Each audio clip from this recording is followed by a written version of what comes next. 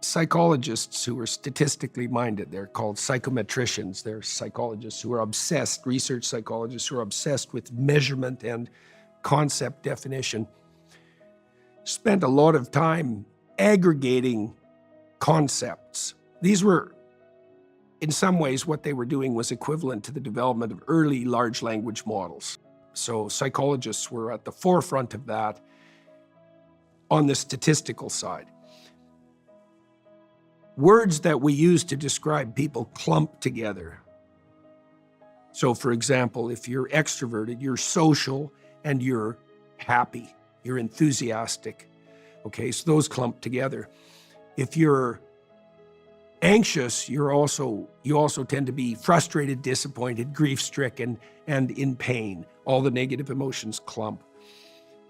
Words associated with your empathy aggregate. Words associated with your dutifulness aggregate, and so do words associated with creativity. Those are the 5 fundamental dimensions of temperament. One of the words that clumps with negative emotion is self-consciousness, which means that self-consciousness is so tightly associated with suffering that they're not conceptually distinguishable, which means, literally, the more you think about yourself, the more miserable you are. And it makes sense when you understand how social people are. We're so social that you can take the most antisocial human beings imaginable, so psychopathic criminals, and you can punish them by putting them in solitary confinement. That's how social human beings are. And so your mental health is way more dependent on your nesting within a social structure than on your, say, the internal coherence of your belief systems. One of the things you do with disagreeable people who are more inclined by temperament to be competitive and attain victory for themselves is one of the exercises you can do with disagreeable people. If you're a disagreeable extrovert, you tend to be narcissistic.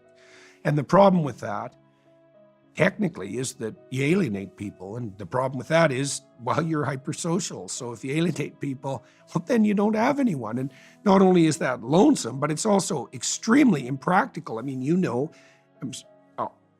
you've certainly, and no doubt, learned this more as you become successful. It's like you need a team.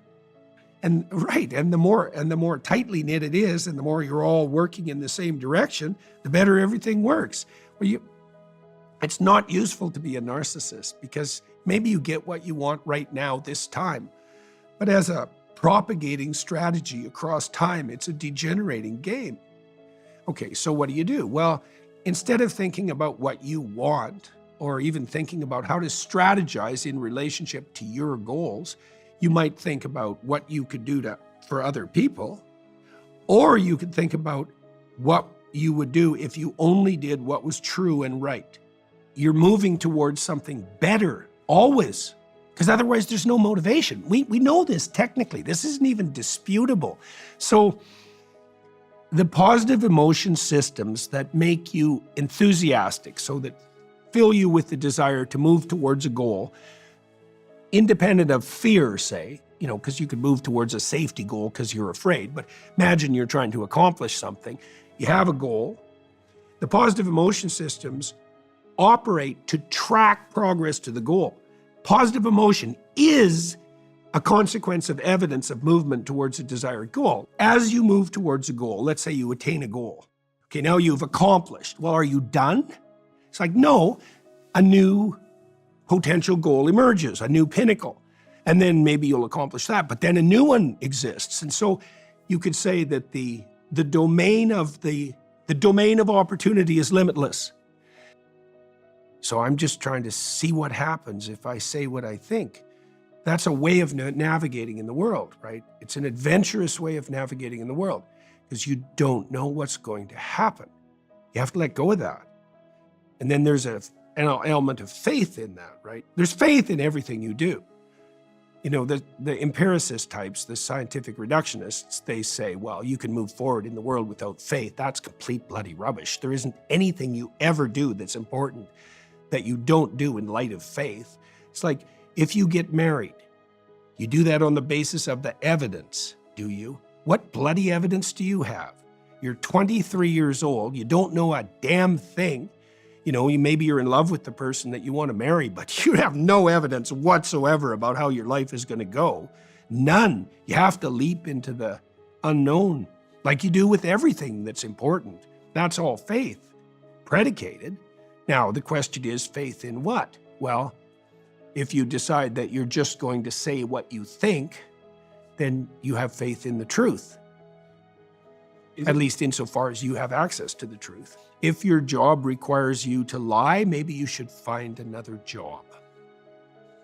Now, look, I also understand that there are strategic considerations in such a decision. There's no sense martyring yourself stupidly. And if you're going to say what you believe to be the case, then you need to put yourself in a position where doing so won't be instantly catastrophic in a way you can't fix, because that's not wise. Now, when things blew up around me, I had 3 sources of income. That wasn't accidental. Now, people say, well, you were fortunate. It's like, yeah, and careful. So I didn't want to have all my eggs in one basket. And that turned out, well, I knew that. It's like you have no autonomy if you have all your eggs in one basket. So if you're going to think strategically, if you're going to think like someone who's at war, let's say, then you don't leave a mortal flank exposed. And so here's a rule. If you find yourself in a position where you're unable to speak, you haven't fortified your territory properly.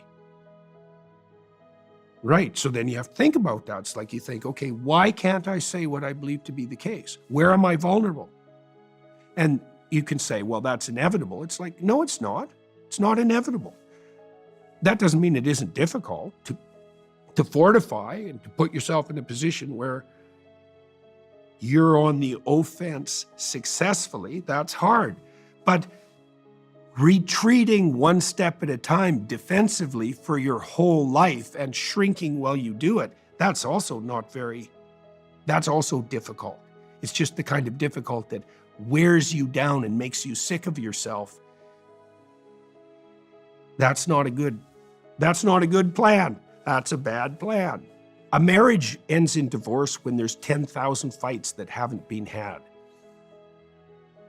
And I'm not just guessing at that number. It's like, let's say your marriage isn't going very well, and so you have 5 uncomfortable quasi-disputes a day, just to pick a number. Maybe it's 50, maybe it's 3, whatever. 5 will do.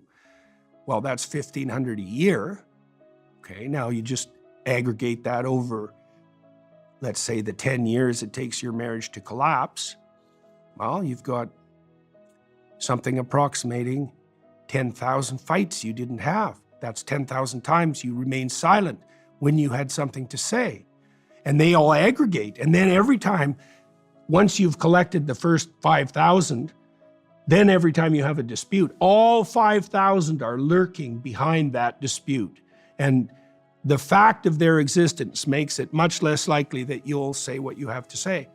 That's the reemergence of the dragon of chaos as a consequence of fleeing from your fate.